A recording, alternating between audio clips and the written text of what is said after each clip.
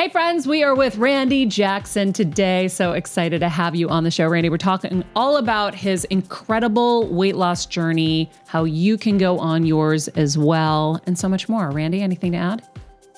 Yo, let's go. Let's get it, people. Let's get that gut health together. Yes, and don't forget to hit subscribe. Hello, everybody. Welcome to Better Together. When you know better, you get better. That's what we do here every single day.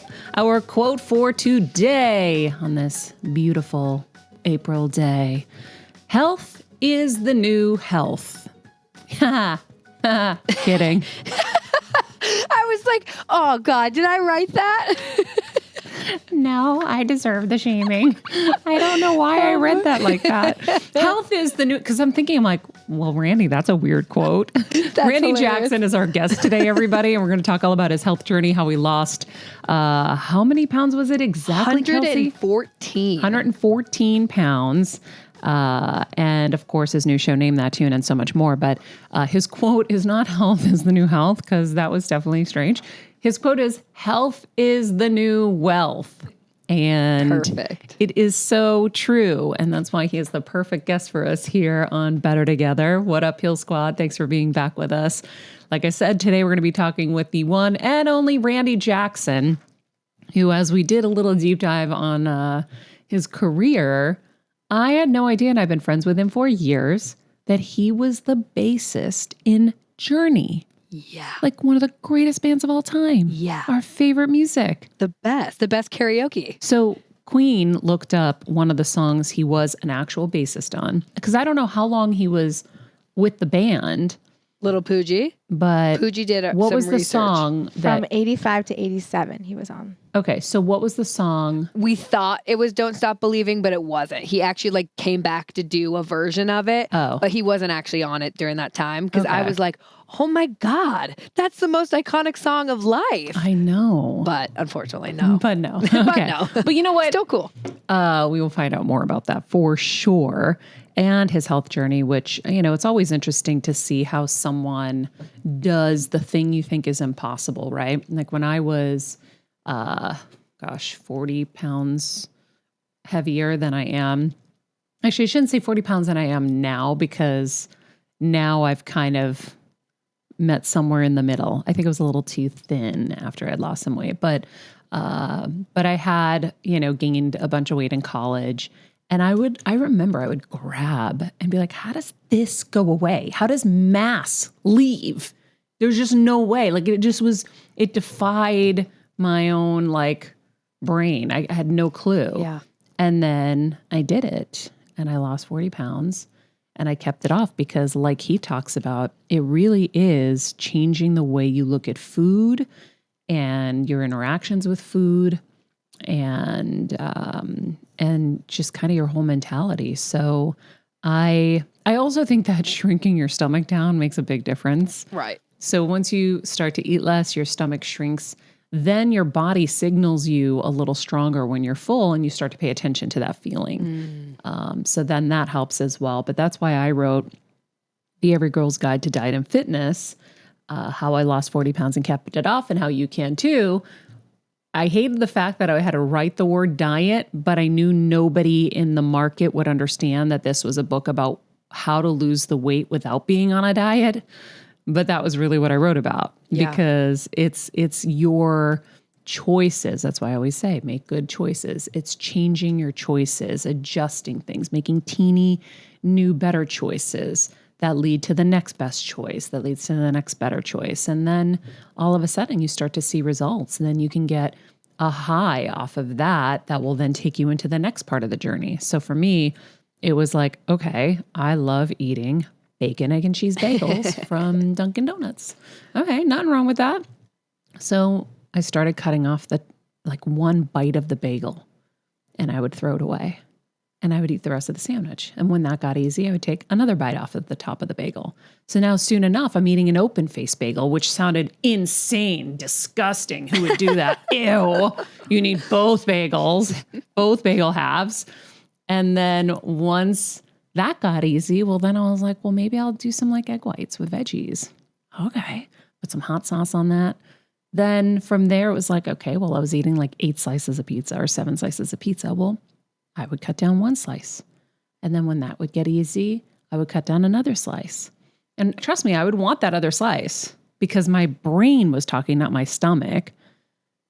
And I would make myself go to sleep. Sometimes I'd go to sleep at like 6 when I was doing this. I was like, Oh my God. I don't know if I have the power. I'm going to bed. I drink a lot of water and go to sleep.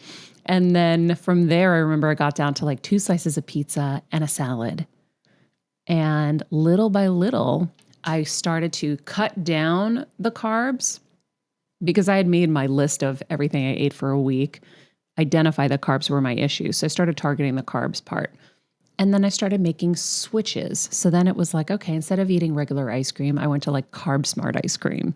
So I'd have like 1 scoop of the Carb Smart ice cream. What? I've never heard of that in my life. Well, that was like 20 years ago. That's why. I was like, huh? Carb Smart was a type of ice cream that had no sugar, I think, and less carbs. So it was really a lot better, supposedly, to eat that. I would have just 1 serving size of the cookies. So when you get your Oreos and it says like 3 cookies equals this many calories and this much fat, I would only allow myself the 3. So I would eat them really slow and savor them. And then that would be it. Rather than what normally would happen, I'd get the big bag and then I'd start dipping them all in the milk and then just it wouldn't end. But I like that you still let yourself have them. And that's what I'm curious with Randy too, like, because he talked very similar philosophies about like the mindset and the whole body thing. And he was even saying it's not just diet. So I like that you weren't just like completely cut it out, restrict. It was like, no. You can have it, just have less. No, because nothing extreme will work long term. You're changing your relationship to food and your current habits. And so for me, it was making better choices, cutting back a little by little by little, replacing with healthier choices. And then eventually I woke up and 5 months had gone by. We were in my kitchen in Medford, Massachusetts. And Kevin goes, I think you lost weight just out of nowhere. I was like, no.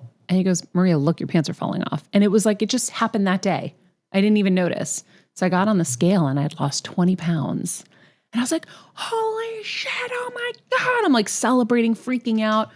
And that's when I was like, okay, I got to get a trainer. And I had a goal in mind that year that I was going to do the Miss Massachusetts pageant. But I remember saying, I'm not going to submit the fee because it was like $1,000 or something to enter, which is a lot of money. I was like, I'm not going to submit anything until I know I've lost the weight because it's like a scary proposition to lose all that money and then not lose the weight. So anyway, I had that kind of goal in the back of my head, but I was just being really chill about it. So when I lost the 20 pounds, I was like, damn, let's get a trainer. So I hired a trainer for 1 day. She put me on a plan.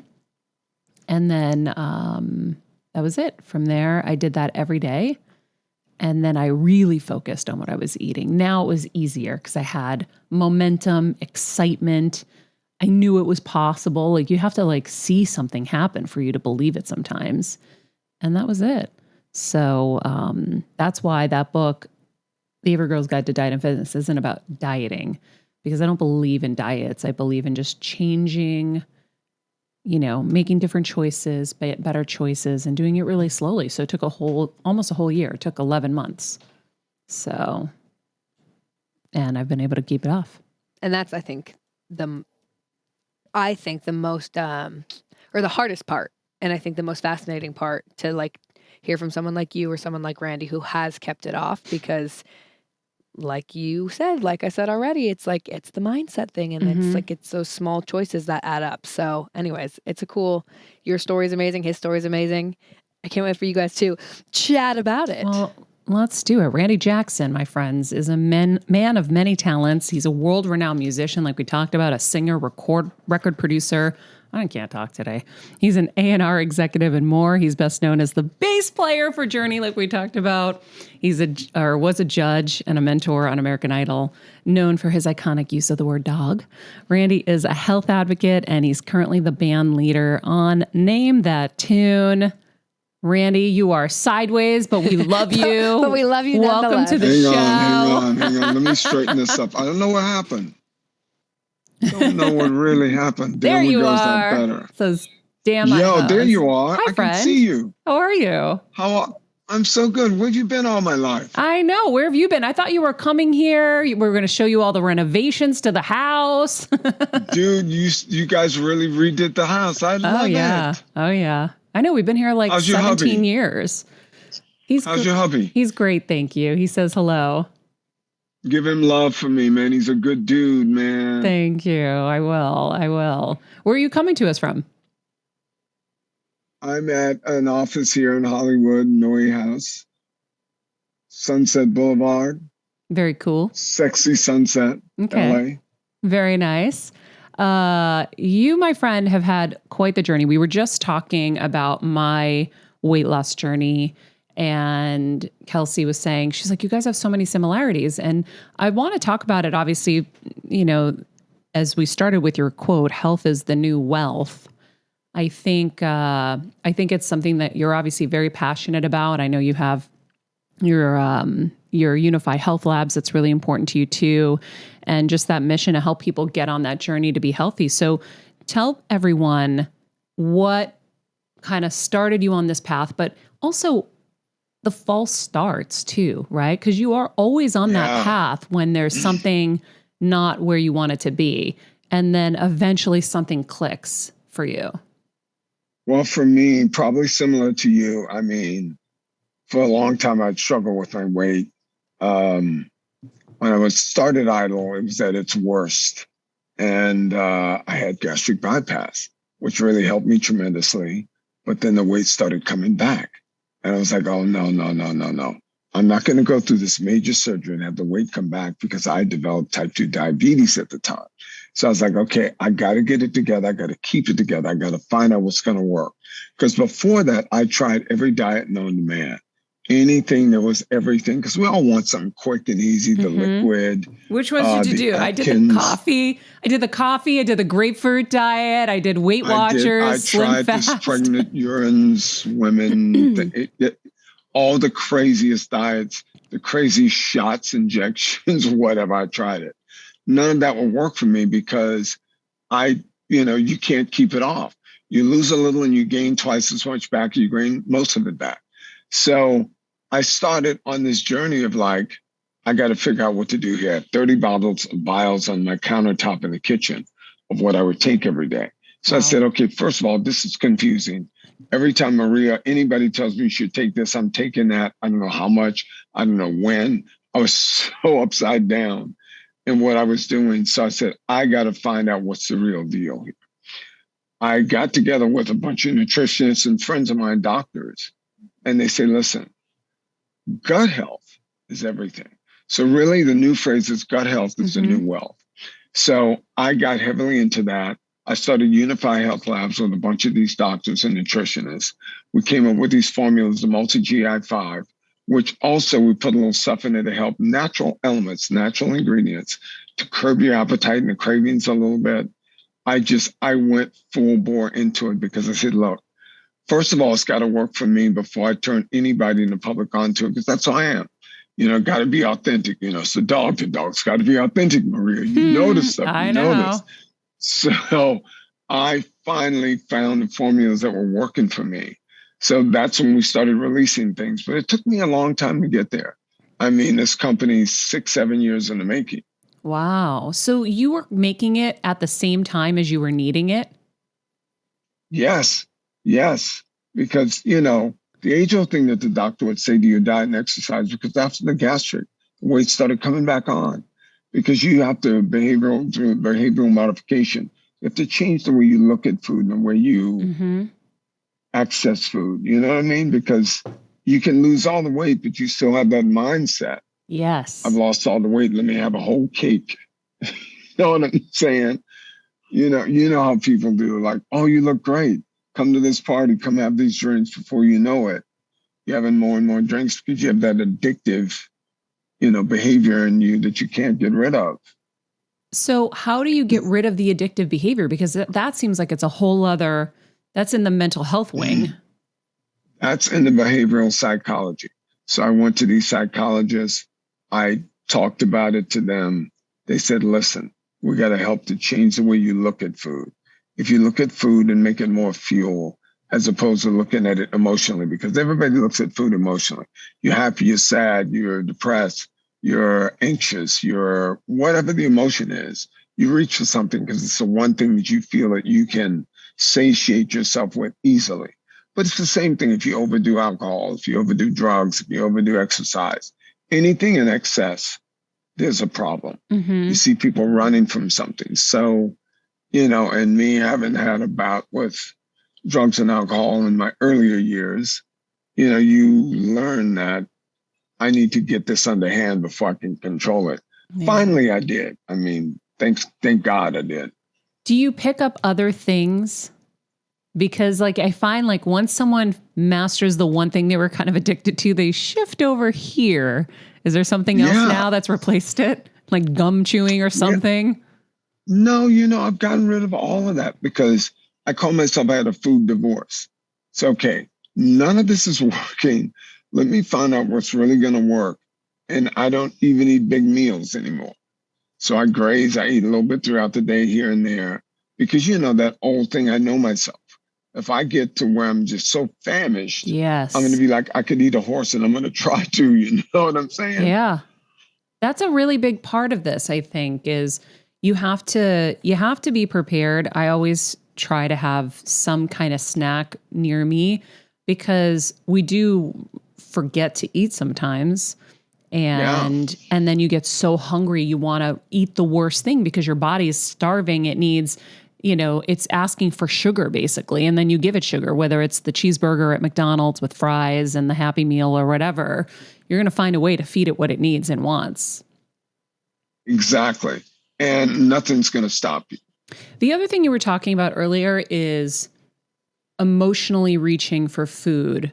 And I think that, so many of us are like, oh my God, I'm having the worst day. Let's go out to eat and get a big dessert and, get drinks and get all this stuff. And I wonder if we really sat back and examined, do we really feel better after?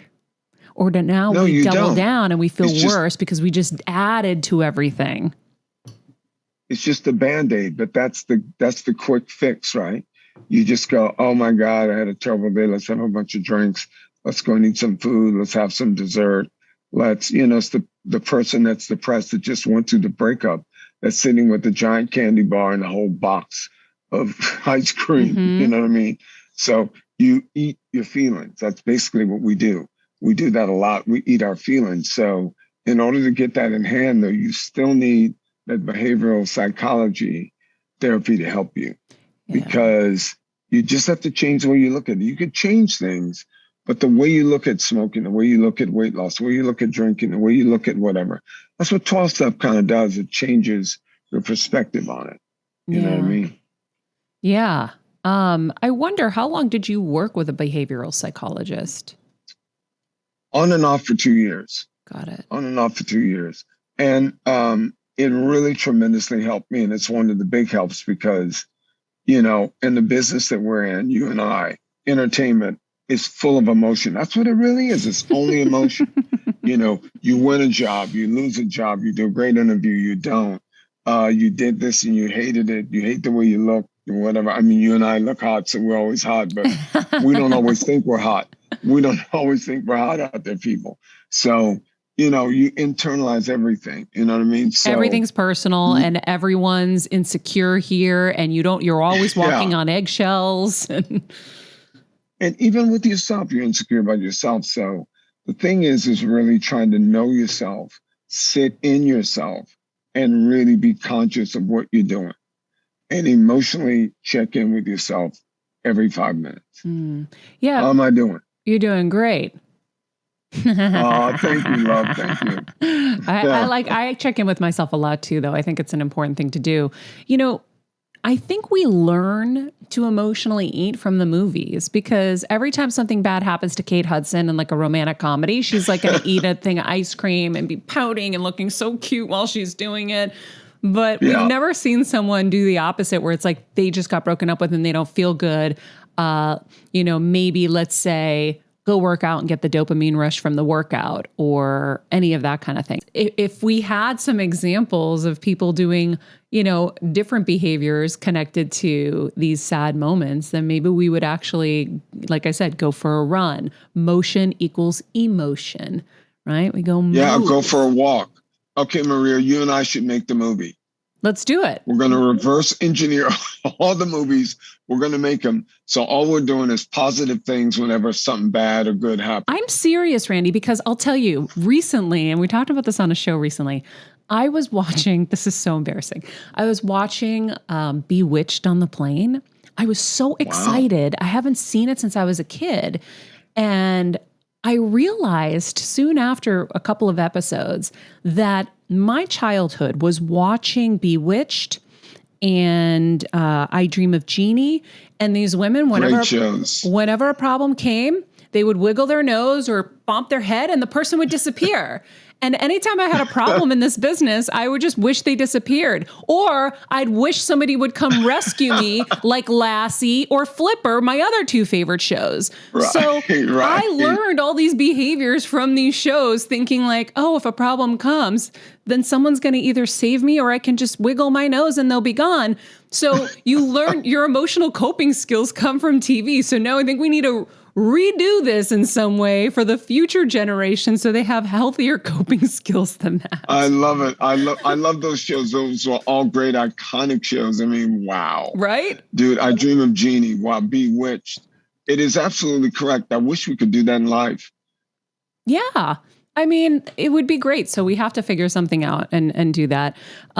You also had type 2 diabetes. Were you able to reverse that? Yes, that's what part of the weight loss journey was about. I wound up in the ER. I had an extremely high blood sugar. The doctor says I got good news, bad news. It's the bad news first. You now have developed type 2 diabetes. I've been telling you to get your health in check forever, and you didn't do it. So now you have an incurable disease.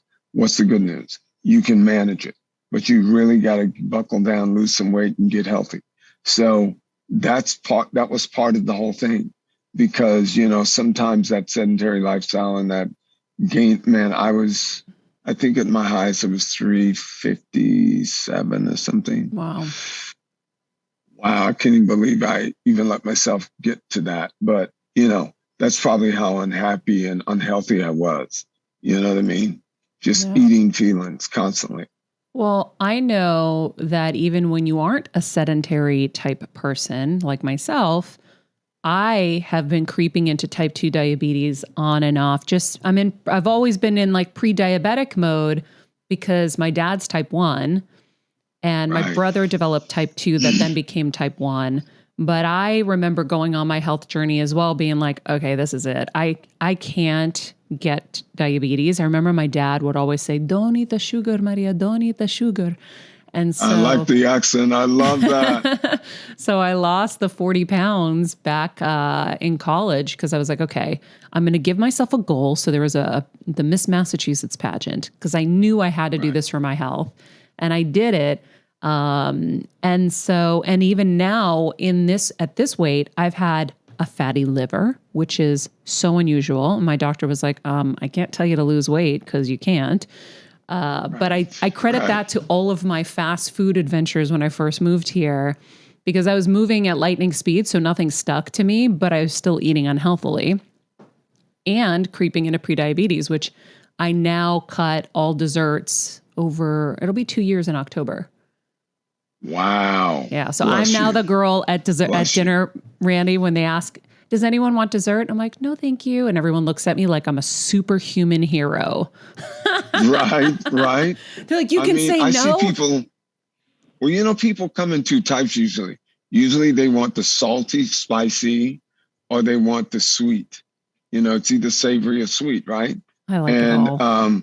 It's funny when you let go of all of that, what you find. That's those cravings, though. Those cravings, and that's an emotional high for 2 seconds. Yeah. You eat it and you feel good for 2 seconds. You go, okay, guess that didn't work. Let me eat some more. Yeah. I guess that didn't work. And before you know, you've eaten the whole thing. Yeah. So do you eat desserts anymore? Very rarely. Every now and then, because another part of my behavioral thing is that never really deny yourself, because as soon as you start denying yourself and saying, I can't, that's when you're going to have the whole 12 donuts. Mm-hmm. You know, have a little piece of one to say, okay, yeah, okay, I did it. I really wanted it. And train yourself in that manner, as opposed to going off the rails saying, oh, I can't. And then you do. It's like the baby with the hand in the fire. You say to the baby, don't put your hand in the fire, you're going to get burned. And you turn around, hands in the fire. So, you know, it's almost like adolescent psychology in a weird sort of way. You know, the other thing that comes with the gastric surgery that people don't realize is alcohol is a problem, because the body has a shorter, it's a shorter route to the stomach now, and you get drunk like immediately. And a lot of people end up also having alcohol issues, like real alcohol issues, after they have gastric bypass. Have you heard about this?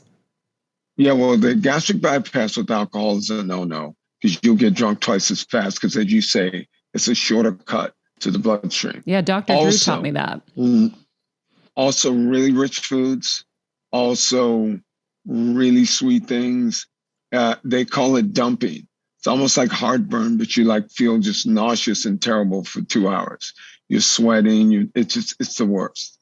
So there's a lot of drawbacks, but those things are good in a way, because, you know, it's that thing that everything's a double-edged sword.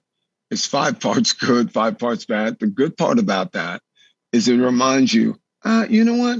Maybe I should stop doing all of this altogether, because it doesn't make me feel good. Just a reminder, oh my God, I feel like crap.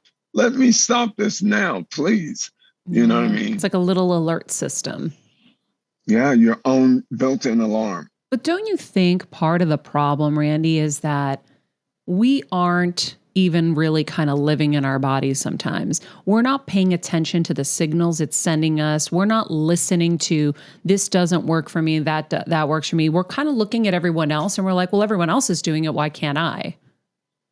Well, that's the social media thing. You see, like, everyone's getting this. Everyone's trying to look like a Kardashian. Everyone wants to. It's so. But you know, Maria, you know this. There are very few leaders. There's a lot of followers. So most of the thing is funny that they call you social media people followers, because they're following you. You may not even know where you're going. They don't really know you know where you're going. They're following a glimpse of who they think you really are.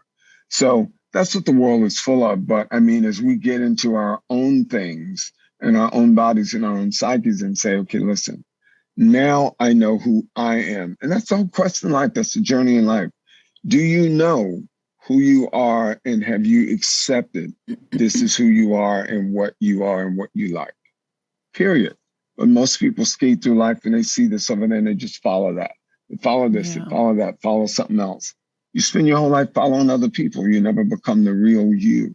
Who's the real you out there, people? Will the real you show up today and every day? I love that. I think also no one teaches us that health should be our number one priority. It's always success and career and money. And so we have it so twisted that we, come out of the gate like racehorses. We go to college, we do our thing, then it's like, in the workforce, and then you're working all these crazy hours, and, you're just trying to keep up and do all your things, and you're taking your body for granted. And then it starts to, as I will crassly say, shit the bed. All of a sudden you have an autoimmune condition. All of a sudden you're maybe getting prediabetes. All of a sudden and it's the accumulation factor of all of these poor choices or negligence.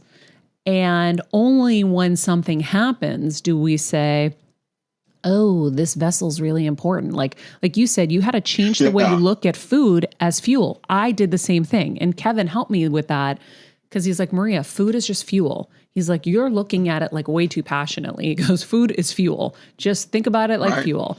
And so I've always used the analogy of our bodies like our car. What kind of gas do we want to put in it? I want to put premium gas in here because I need it to get me from A to B to C to D and so on and so forth. And I want it to be a smooth ride. I don't want it to be clunking out and, stalling and all of these things. Right. And I also think long term, I don't want to be going to the doctor 18 times a week and be on all this medication if I can make better choices to avoid it? Well, it's funny you say that because it's so the God-given truth there.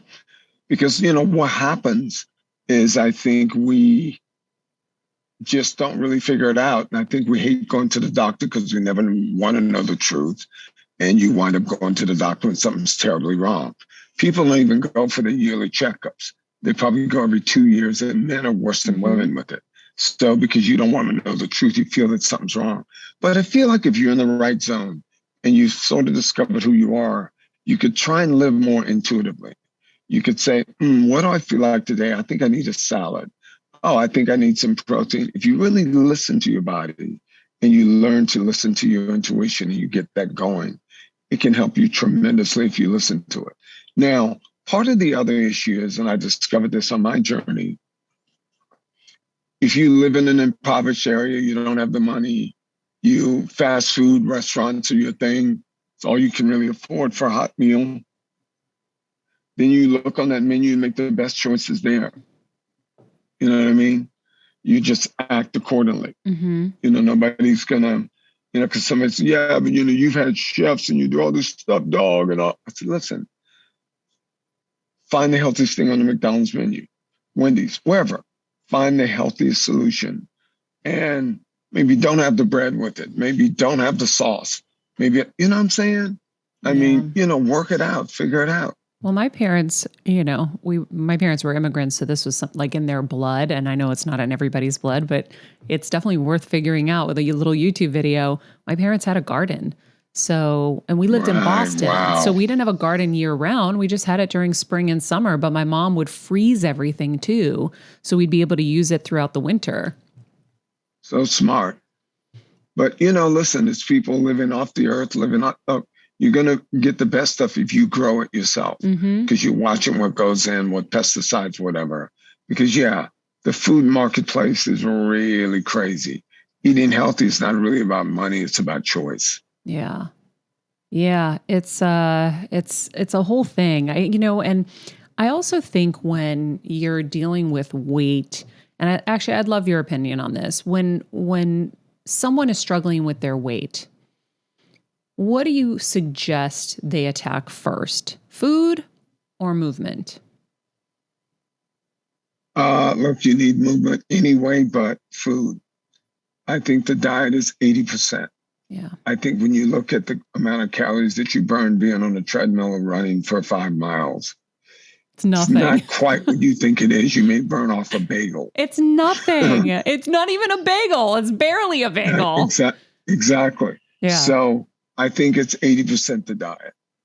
But it's also the mindset.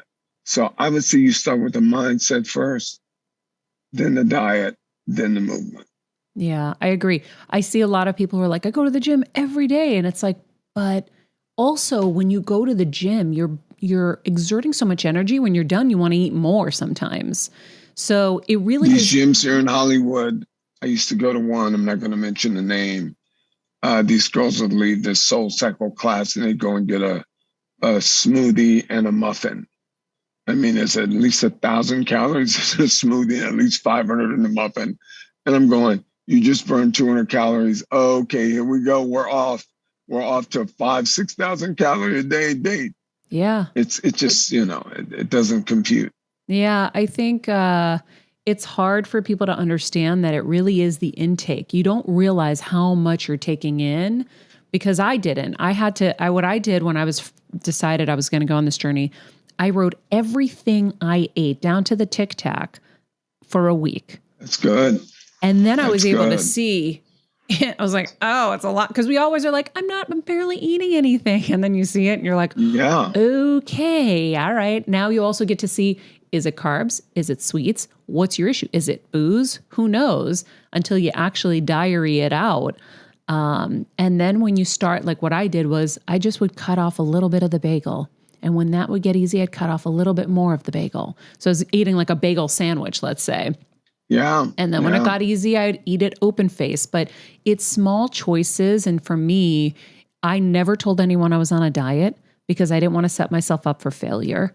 I I hate that word diet. I hate the Yeah. word diet. Yeah, you just got to make Terrible. better choices. That's it. And then if you're having a moment at dinner and you really want that dessert, eat the dessert, because like you said, if you deny yourself, it's only going to get worse. Now, if you've told all your friends you're on a diet, now they know you're a failure, you're going to feel like a double loser. So it's just like, just be chill, don't say anything, and just make better choices every day. And it will accumulate, just like the accumulation of the other way got you where you got to.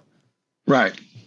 Better choices, better together, better choices. I like this, Maria. Yeah, You guys listen out there, better choices, better together. it's true. Well, that is so true and so right on point, because you have to, I always love the morsel diet. So, and listening intuitively to your body, feeling what you need. Oh, I feel like I need some protein. And then you can check back with yourself. How do I feel after that? You know what? I feel pretty good. That made me feel pretty good. I still feel like I'm spry, I got energy. Like, you know, the whole thing about vitamins. If you're eating correctly, you won't need that many vitamins. Exactly. You can get it from your food, but you got to eat correctly. Well, and And then most people just don't. the new thing, Randy, with food that we're learning here on the show with all the experts that we have is an apple has maybe like half the nutrition that it used to have. Yeah. And so, unfortunately, supplements are having to become more of a necessity because there's only so much we can intake. I mean, for me, I know I can't eat a lot. Like I do eat a lot, but I can't eat that much more to actually make up for the nutrients that are missing in some things. Right. So it is helpful. New supplements have been something I've never really been that interested in, but now I'm like, I kind of see the role of them. By the way, if you guys are watching this on YouTube right now, leave us a comment below. Let us know about your health journey and where you're at with it, and maybe what has inspired you today that Randy's talked about that you're going to take on. So you created Unify Health Labs. Tell me I know why you created, because you mentioned you were needing it, but where are you guys at with it now? What's your mission? The mission is to try and get and keep people healthy and try and get them to realize that they should pay attention to their gut. It's all centered around the gut because all the worst diseases and everything start in the gut. The gut is just so getting that microbiome balanced and together is really hard, and keeping it that way is really hard. So you wonder why you're feeling bad when you eat certain things. Hey, guess what? Check in that gut and say, oh my God, I don't have, my thing is just way off. The nutrients, the vitamins, the things that balance things out. I don't have the right balance in my gut. I suffer with whatever you suffer with. Look at the gut health. If you start there, because what I'm really trying to do is get people to go back to simple. Let's start there first, and then we build out from there. And really take stock in how you feel after everything you eat. Not an hour, 2 hours later, even. How do I feel? How did that meal make me feel? Am I sad because I ate too much? Am I stuffing myself because of emotions? That's the whole thing. Trying to tie into that and then do a course correction for yourself. Or get some help from any doctors or professionals that can help you course correct. And listen, Maria, you hit it on the head. If you write everything down, then you can't lie to yourself. You can look back and say, God, why did I have so much of that? I shouldn't have done that. Why did I do that? Yeah, I love that. I really love the behavioral psychologist tip today too, because I've never heard somebody talk about that. And it's such a huge part of this. So name that tune. So you got Unify Health Labs. You've got Name That Tune. So for those of us who have not seen Name That Tune, tell us a little bit about it. I feel like I'd be like so frustrated on that show because I would know it, but I would be like, I know how it goes, and I'd start humming like more. Well, that's what happens to people. It's like golf. It looks easy, but it's really difficult, right? Because you got to name the name of the song correctly, exactly. Yeah. So we shot season 1 last year in Australia. Season 2 comes on Fox Tuesday nights and 9, 8 Central on Fox. And, we got celebrities this year. We got, you see JoJo playing against Kelly Osbourne, Shaggy, Kim Fields, Vernon Davis, Victor Cruz, Olympians. Nastia Lukin plays against Laurie Hernandez. I mean, you got country stars with Jana Kramer, Cassidy Pope. You got 90210 stars. You got Frankie Muniz playing against Jodie Sweetin. I mean, you got these stars are so competitive, and it's so hard to consistently name these songs correct. And the stars that you think might know everything, don't be shocked when you realize maybe they don't. Because you could, as you just said, you could know every word, but still not know the name of the song. Oh, what happened? Yeah. I just did a Christmas movie with Jana Kramer, actually, so I'm hoping she did well. You did a Christmas movie with her? Yeah. Oh, we love that. She's a nice girl. Listen, but I'm saying these stars don't always get it right. Mm-hmm. So it's harder than you think because I see them mouthing all the words and still get the title wrong. It's just bizarre. I would never get the title wrong, right? And I would never remember the artist. I'm so bad, Randy. I know the words to every song in the world, but I don't know who sings it. And I don't know definitely what the name of the song is. I am horrible at all of it. Terrible. But it's funny. As the band leader, tell us what you do. Well, we put together the arrangements, the songs, the whole thing. We used a band mostly from England and Ireland this year since we shot in Dublin. Last year's band was in Australia, but I must say, they're great musicians and singers all over this world. I mean, you'll see as you watch the show this year. I mean, just greatness, just sheer greatness. I'm so happy with them and so proud of what we're able to put together every season. Yes, it's a lot of work, but it pays off. Well, if Jane Krakowski ever wants to quit, come get me, because I would love a show where I get to go to Dublin or Australia to shoot it. We'd go to Greece. Let's shoot one in Mykonos. Maybe I could be like the band leader's assistant and we shoot a season in Mykonos. Well, listen, it's around the world named Neptune. It's in different countries. You should do the Greek version. I should do the Greek version. Damn, that's a good idea. Let's work on that. Mykonos or Santorini. I love it. What is next for you? Anything else coming up that we should know about? We're working on developing a couple other new shows and some movies in development we're working on. And you have a pretty healthy management business of writers, producers on the music side and a handful of artists. And we still manage a couple chefs, and I love brands. I love branding. We've got a couple new products we got in the hopper that'll come soon, hopefully, by year's end. So, we're just doing it. I still got my eyewear line, Randy Jackson Eyewear with Eyewear, 15 years strong. And we got Unified years? Pumping it. Yeah, and we got Unified. It's been around about 4 or 5 years now. And, we got some other products coming. We got to do a product with Maria. Let's do it. Come on. I'm ready. You must do products already, don't you? I haven't done anything. Randy, my contracts were always so challenging. And what I got to do and squeezed out was like a miracle, but products were always a big no-no. So yeah, I'm open. Let's meet. Let's go, man. Come on, let's fire it up, man. Put the band back together and be better together. Yes, my friend. I'm coming to Sunset Boulevard now, and we will meet and figure it out. I also wanted to ask you, because, everyone, of course, remembers and loves you on American Idol. Tell me about Simon and Paula. Are you guys still doing dinners together, hanging out? What's happening? We don't hang out as much as we used to, but we're still very, very good friends, the three of us. I just talked to him a couple of weeks ago. Ryan and I were always talking. So we're still very close because, the camaraderie that we had, that we developed, that by the grace of God, we were blessed with on that show. Yeah. It's just, you can't write this stuff. We got so lucky, so blessed. It was magic in a bottle, that's for sure. So last thought, do you have a favorite TV show right now that you're obsessed with? I don't know if there's a TV show I'm obsessed with, but I do love Billions. Okay. Yeah, we love Billions too. I must say. I do love Billions. But I think there's some great shows on. I think the first season of Bridgerton was great. To see a romantic comedy placed in that sort of British, sort of monarchy sort of thing. I think that was great. I don't know. There's so many great shows on. I love Ted Lasso. Mm-hmm.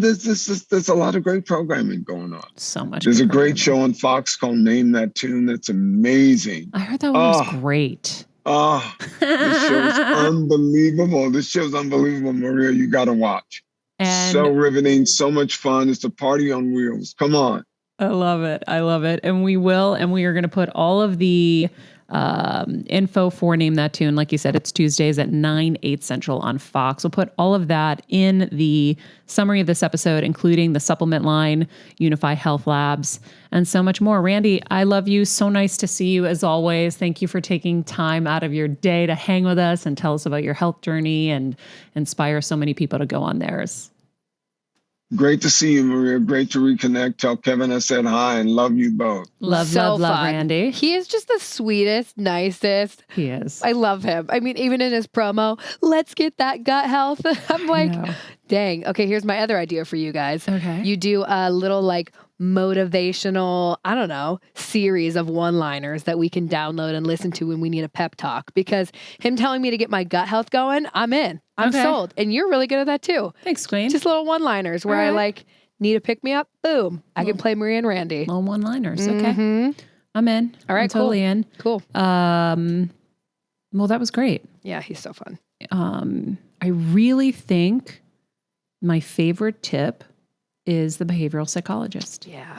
I don't think I've ever heard somebody talk about their weight loss journey requiring that. And I think it's such a big part of it because I really, really like that. Maybe It's we find massive. someone who's good at that, who specifies in weight loss to bring on the show. Well, it's so interesting, and I agree with you, Maria. I think it's fascinating because I know with my background with like the eating disorder stuff, it's all emotion, Mm-hmm. it's all behavior, and now like I mean, whenever I see my therapist, it's the conversation of, I can't like he was saying, I can't restrict because then I feel like I'm restricting myself. It's not the food; it's the emotion behind it. It's all behavioral. So, anyways, I agree. We should get someone. It's really fascinating. Yeah. So if you're out there and you're having a really hard time with this, that might be a great investment in your weight loss journey. I always say you don't have to spend money to lose weight. You just have to eat a little better, make a few better choices. Every day, make one better choice. One of the things I also did is I swapped out all my drinks for just water because all these drinks come with sugar, right? Or like the, aspartames or whatever. Just go clean. Just change everything to water. Sprinkle some lemon juice in there. Make some better choices. Swap some things here and there. Just little things. Don't tell anyone you're doing anything specific.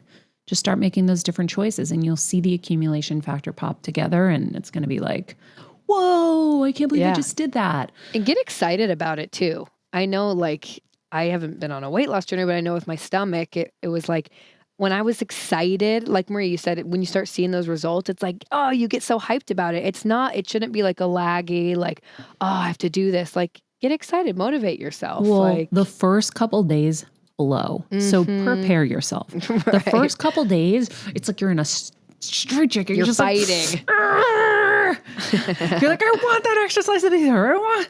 And you just have to know that once you get past those first 3 days, it starts to get easier. It's all in here. So just slowly, get through it. Like, that's why I said I would go to bed or, I would drink a lot of water, go to sleep because I knew I had to get through those first few days to get to the other side. And then I teach people to get addicted to the high of saying no. When you are at that dinner table and you say, no, thank you, to the bread or to the dessert, everyone's going to look at you like an alien. You're obviously an alien because how could you say no to delicious, warm, mushy bread or that warm, mushy apple crumb pie, or at Mastro's, they have that butter cake. Oh my God. Maybe the greatest dessert of all time.